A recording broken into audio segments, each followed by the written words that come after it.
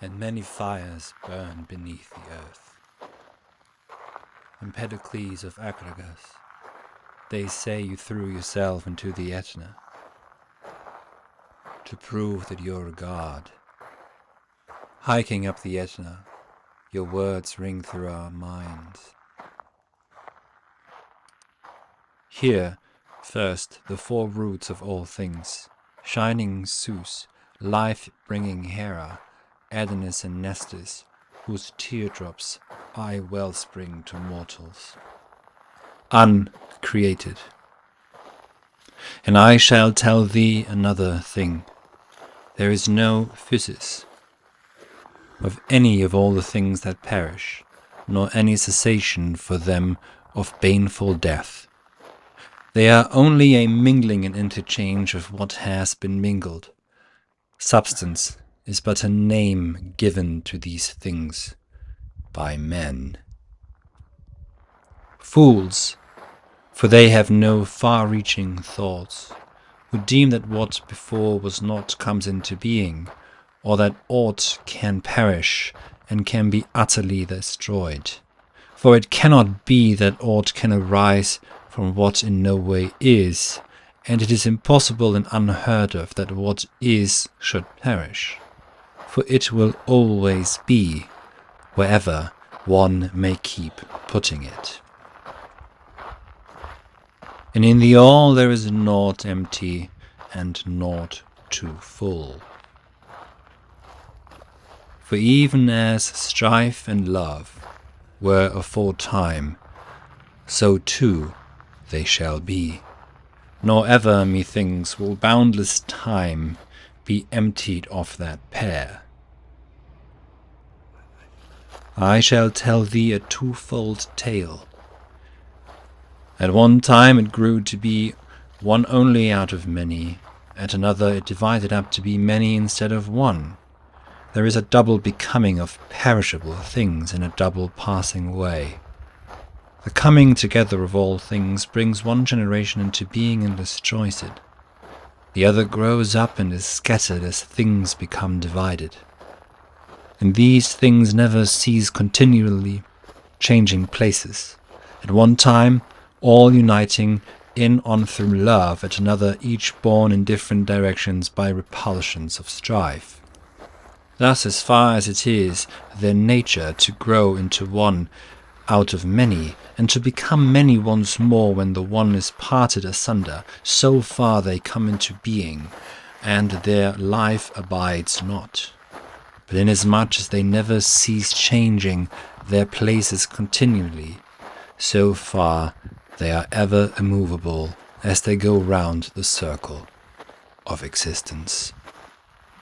The contest of love and strife is manifest in the mass of mortal limbs. At one time all the limbs that are the body's portion are brought together by love in blooming life's high season. At another, severed by cruel strife, they wander each alone by the breakers of life's sea. It is the same with plants and the fish that make their homes in the waters, with the beasts that have their lairs on the hills, and the seabirds that sail on wings. Behold the sun, everywhere bright and warm, and all the immortal things that are bathed in heat and bright radiance. Behold the rain, everywhere dark and cold, and from the earth issue forth things close pressed and solid. When they are in strife, all these are different in form and separated, but they come together in love and are desired by one another.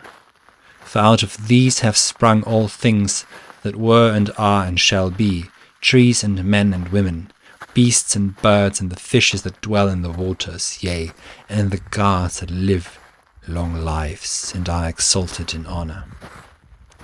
For there are these alone, but running through one another, they take different shapes. So much does mixture change them. For all of these, sun, earth, sky, and sea, are at one with all their parts that are cast far and wide from them in mortal things, And even so all things that are more adapted for mixture are like to one another and united in love by Aphrodite. Those things again that differ most in origin, mixture, and the forms imprinted on each, are most hostile, being altogether unaccustomed to unite, and very sorry by the bidding of strife, since it hath wrought their birth. But now I shall retrace my steps over the paths of song that I have travelled before, drawing from my saying a new saying. When strife was fallen to the lowest depth of the vortex, and love had reached the centre of the whirl, in it do all things come together, so as to be one only, not all at once, but coming together at their will, each from different quarters. And as they mingled, strife began to pass out the furthest limit. Yet many things remained unmixed, alternating with the things that were being mixed, namely, all that strife not fallen yet retained. For it had not yet altogether retired perfectly from them to the outermost boundaries of the circle. Some of it still remained within, and some had passed out from the limbs of the all.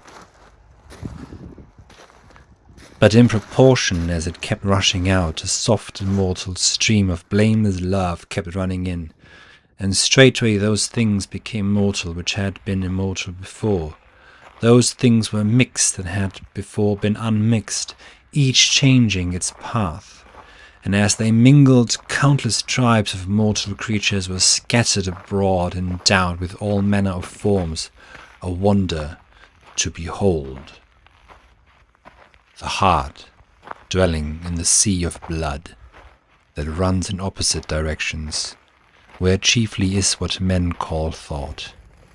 For the blood round the heart is the thought of men.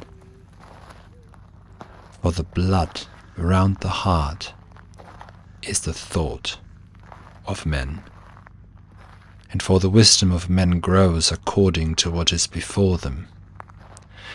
For out of these are all things formed and fitted together, and by these do men think and feel pleasure and pain.